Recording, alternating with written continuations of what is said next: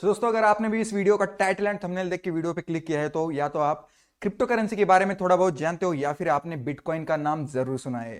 तो इस वीडियो में हम जानने वाले हैं क्रिप्टो करेंसी या फिर बिटकॉइन आखिर किस बला का नाम है, और लास्ट में हम ये कंक्लूड भी करेंगे कि क्या आपको बिटकॉइन में या फिर क्रिप्टो करेंसी में इन्वेस्ट करना भी चाहिए या फिर नहीं। तो ये वीडियो एंड तक जरूर देखते रहिए। तो अब जान लेते हैं ये क्रिप्टो करेंसी किस चीज का नाम है। तो क्रिप्टो करेंसी वर्ड या तो आपने सोशल मीडिया से सुना होगा या फिर आपने टीवी पर इसके बारे में न्यूज देखी होगी।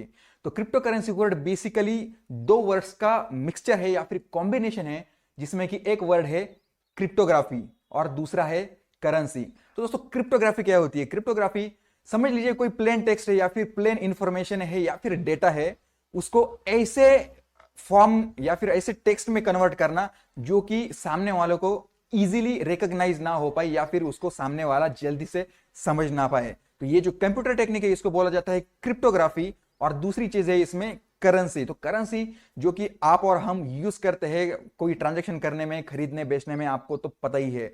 तो ये क्रिप्टोग्राफी एंड करेंसी दोनों वर्ड्स मिला के वर्ड तैयार हुआ क्रिप्टो करेंसी। इसमें मेजर डिफरेंस ये है जो आप और हम डेली लाइफ में अभी यूज करते हैं, जिसमें कि 50, 100, 500, 2000 के नोट शामिल है, उसको बोला जाता है फिएट मनी, जिसको कि आप हाथ में ले सकते हो, तिजोरी में रख सकते हो, या फिर आप उसको हाथ में लेके ऐसे फील कर सकते हो कि हाँ मेरे पास पैसा है। लेकिन उसके एग्जैक्टली अपोजिट होता है क्रिप्टो करेंसी में।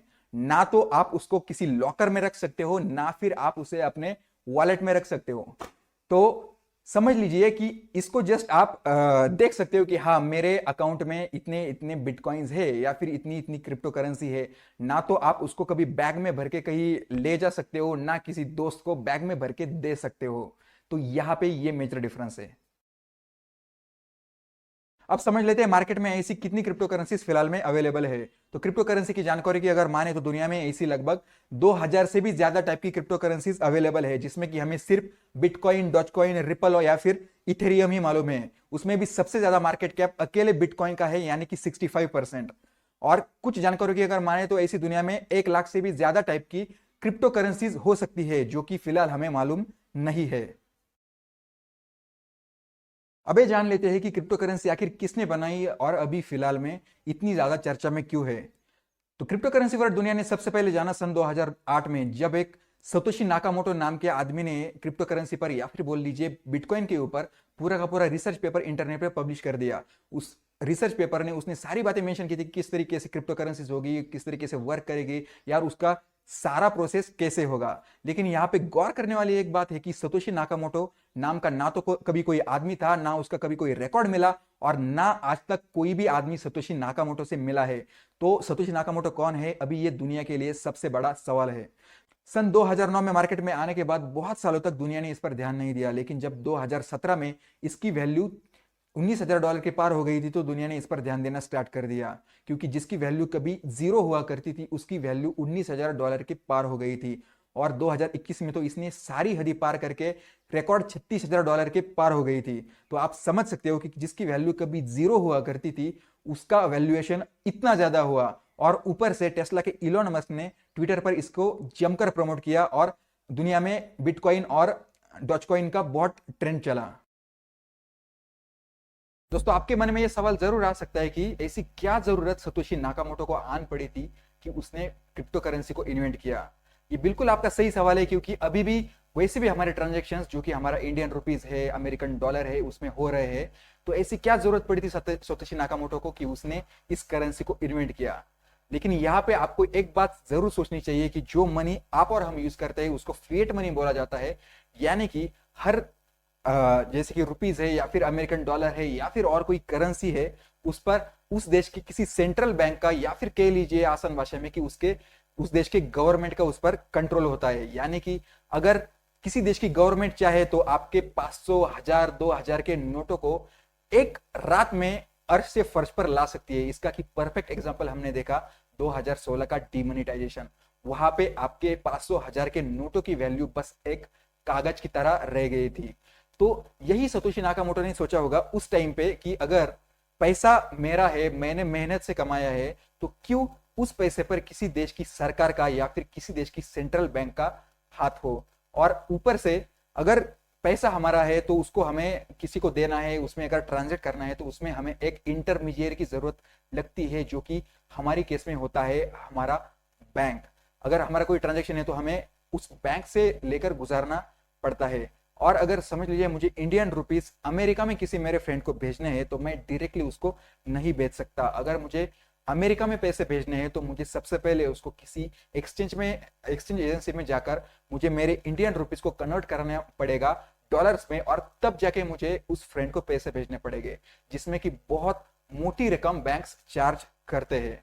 तो सीधी सी बात है, कोई ऐसी एक करेंसी नहीं है जो कि पूरे वर्ल्ड वाइड एक्सेप्टेड हो। तो यही सतोशी नाकामोटो ने सोचा होगा कि क्यों ना मैं एक ऐसी करेंसी बनाऊं जो कि पूरी दुनिया में एक्सेप्टेबल हो, ना उस पर किसी देश की सरकार का कंट्रोल हो, ना उस पर किसी बैंक का कंट्रोल हो, ना अगर किसी ट्रांजेक्शन करना है तो हमें उसको बैंक से लेकर गुजरना पड़े, ना बैंक को चार्जेस देने की जरूरत पड़े, ना इनकम टैक्स देने की जरूरत पड़े, और ना जहां पे हमें आपको कोई आधार कार्ड पैन कार्ड भी देने की जरूरत पड़े।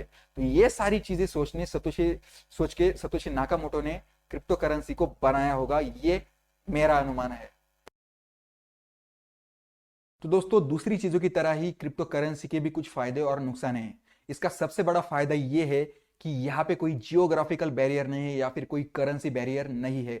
मतलब आप चाहे तो किसी भी कंट्री में ट्रांजैक्ट कर सकते हैं। जैसे अगर हम इंडिया में रहते हैं तो हम अफ्रीका, अमेरिका या फिर किसी भी देश का नाम लीजिए, वहां पे ट्रांजैक्ट कर सकते हैं। यहाँ पे ना तो कंट्री का बैरियर है, ना लैंग्वेज का बैरियर है, ना करेंसी का बैरियर है। तो ये सबसे बड़ा फायदा है क्रिप्टो करेंसी का। यहाँ पे दूसरी चीज ये है कि अगर यहाँ पे आपकी आइडेंटिटी डिस्क्लोज नहीं होती तो यहाँ पे आप अपने बहुत सारे चार्जेस बचा लेते हो, वो आपका बहुत सारा इनकम टैक्स बचा लेते हो, और जो कुछ मतलब समझ लीजिए कि बैंक डूब जाते हैं, तो इन सारी चीजों से आप बच सकते हो। तो उसका अगर हम निगेटिव साइड देखें, अगर समझ लीजिए यहाँ पे कोई आइडेंटिटी आपकी डिस्क्लोज नहीं होती, तो अभी के हिसाब से बिटकॉइन या फिर बोल लीजिए क्रिप्टो करेंसी का इलीगल एक्टिविटीज में, जिसमें कि ड्रग्स भी शामिल है, सो ड्रग्स के जितने भी कुछ गलत धंधे होते हैं तो उसमें भी बिटकॉइन का यूज किया जाता है। ऊपर से जो टेररिस्ट एक्टिविटीज होती है इसमें भी बिटकॉइंस का इस्तेमाल किया जाता है, क्योंकि यहाँ पे आपकी आइडेंटिटी डिस्क्लोज नहीं होती। यहाँ पे और एक इसकी निगेटिव साइड है इसका ब्लॉकचेन। यानी कि समझ लीजिए अगर नॉर्मल आप बैंक से कोई ट्रांजेक्शन करते हो और वो ट्रांजेक्शन गलत हो जाता है, तो उस केस में आप बैंक से बोलकर या फिर किसी और तरीके से उस ट्रांजेक्शन को रिवर्स कर सकते हो, ताकि आपका गलती से गया हुआ पैसा आपको वापस मिल जाए। लेकिन यहां क्रिप्टो करेंसी में वो चीज अवेलेबल नहीं है, क्योंकि यहां पे यूज होता है ब्लॉकचेन सिस्टम का। यानी कि समझ लीजिए अगर आपने एक बार किसी को बिटकॉइंस या फिर बोल लीजिए क्रिप्टो करेंसी भेज दी, तो वो बिटकॉइंस किसी भी केस में आपको वापस से नहीं मिलेंगे, क्योंकि यहां पे जो कुछ ट्रांजैक्शन कंप्लीट होता है उसका एक ब्लॉक बन जाता है। ऐसे बहुत सारे ब्लॉक बनते हैं डेटा के, तो जिनको की बोला जाता है ब्लॉकचेन। यानी कि जो सिस्टम यहाँ पे बिटकॉइन में या फिर क्रिप्टो करेंसी में यूज होता है उसको बोला जाता है ब्लॉकचेन। तो इसका निगेटिव जो इंपैक्ट है वो ये है कि आप गलत हो गए ट्रांजेक्शन को रिवर्स किसी भी केस में नहीं कर सकते। एक बार बिटकॉइन या क्रिप्टो करेंसी आपकी गई तो गई, वापस नहीं आएगी। दोस्तों, अब लास्ट में सवाल यह आता है कि आपको क्रिप्टो करेंसी में या फिर बिटकॉइन में इन्वेस्ट भी करना चाहिए या फिर नहीं। दोस्तों, मैं कोई क्रिप्टो करेंसी एक्सपर्ट तो हूं नहीं, लेकिन मैं आपको इतनी एडवाइस जरूर दे सकता हूं कि जो चीज बहुत जल्दी ऊपर जाती है वो उतनी ही जल्दी नीचे भी आ सकती है। अभी बिटकॉइन का वैल्यूएशन बहुत ऊपर है क्योंकि उसके लिए बहुत फैक्टर्स रिस्पॉन्सिबल है, लेकिन समझ लीजिए जरूरी नहीं है कि ये सारी चीजें ऐसे ही चलती रहे। अगर इसका वैल्यूएशन आगे चल के कम हो जाता है, या फिर जैसे कि बिटकॉइंस के बहुत सारे राइवल्स मार्केट में आ गए हैं, जिसमें कि एक है डॉजकॉइन, रिपल या फिर इथेरियम, जिसका वैल्यूएशन बहुत अभी कम है, तो लोगों ने अगर समझ लीजिए उनका माइंडसेट चेंज हो गया और लोगों ने ये सोचा कि क्यों ना हम इसकी कीमत कम है इसलिए इसमें इन्वेस्ट करते हैं, ताकि आगे चल के इसका वैल्यूएशन बढ़ जाए तो हमें फायदा हो। और लोगों ने अगर बिटकॉइन से पैसा निकालकर इसमें इन्वेस्ट करना स्टार्ट कर दिया, तो उस टाइम पे बिटकॉइन का वैल्यूएशन क्या रह जाएगा।